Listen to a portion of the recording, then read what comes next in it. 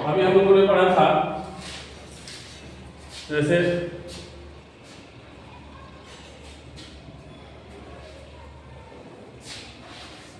विसर्ग के पहले का जो स्वर था वह दीर्घ हुआ था। अभी हम लोग पढ़ेंगे कि विसर्ग के पूर्व अर्थात विसर्ग के पहले यदि अ आ को छोड़कर कोई भी स्वर है तो देख लेते हैं कि जो नियम है कि विसर्ग के पूर्व अ आ को छोड़कर,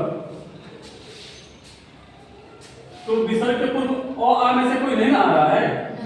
देखिए तो यहां भी देखिए विसर्ग के पूर्व में अ आ से कोई नहीं ना आ रहा है, अ आ को छोड़कर नहीं आ रहा है। फिर तो आ रहा है अ का स्वर है, फिर तो आ रहा है तथा बाद में भी कोई स्वर है, बाद में भी कोई स्वर है। तो इस विसर्ग के बाद भी देखा स्वर है, ठीक है। या वर्गों का तीसरा, चौथा या पांचवा वर्ण है।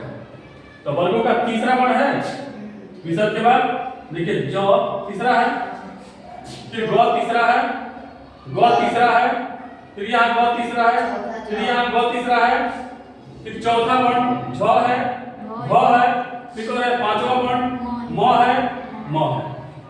अर्थात यह जो उदाहरण है यह उदाहरण इस नियम पर फिट बैठ रहा है। इसका मतलब कि जब इसका हम संधि करेंगे तो सही से संधि होगा, ठीक है, नियम के आधार पर। तो हम नी प्लस आशा जो संधि विच्छेद है उस संधि विच्छेद का संधि करेंगे, ठीक है। इस नियम के आधार पर कहा है कि विसर्ग के बाद, विसर्ग के पहले अ को छोड़कर कोई स्वर है और विसर्ग के बाद कोई स्वर है, या वर्गों का तीसरा, चौथा या पांचवा वर्ण है, तो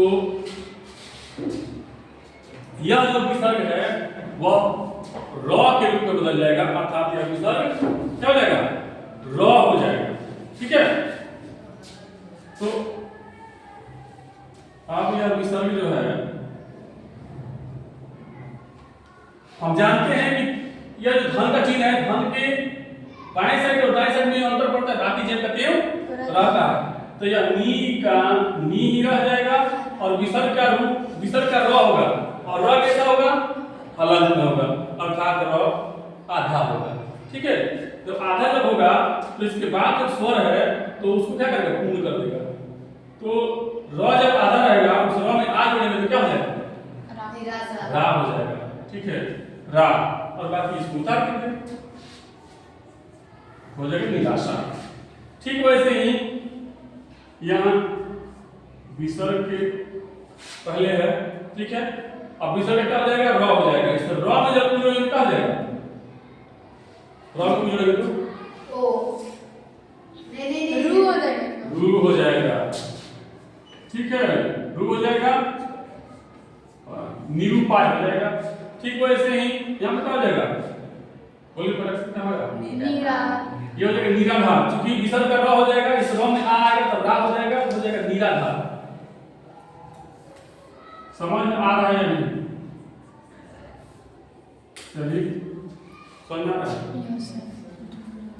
ये क्या हो जाएगा, ये हो जाएगा दुरात्मा, ठीक है। ये क्या हो जाएगा, दू, अब विसर्ग क्या हो जाएगा, रो, इसके बाद हो जाएगा उ, ये हो जाएगा दुरुपयोग। इसका क्या हो जाएगा,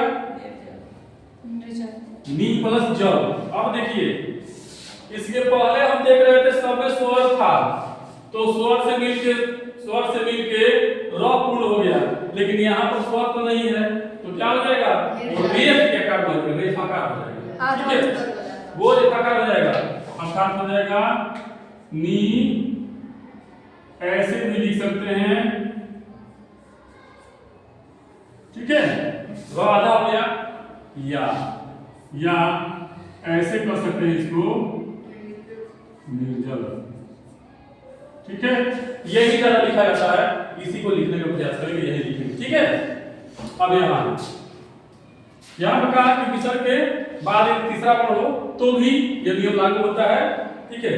जैसे विसर्ग के बाद तीसरा वर्ण हो तो भी नियम लागू हो, यहाँ क्या हो जाएगा, ये हो जाएगा निर्गंध, ये क्या हो जाएगा? दुर्गंध। ये हो जाएगा दुर्गंध।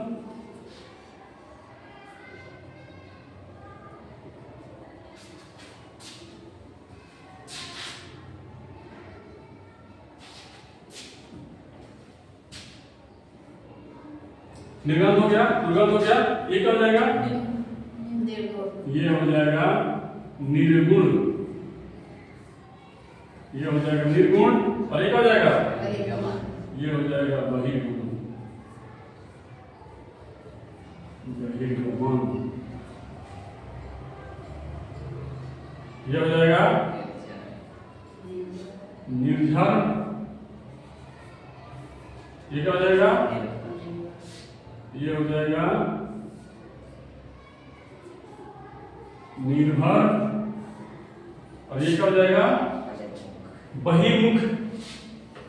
ये हो जाएगा बहिर्मुख। बहिर्मुख कैसा हो गया?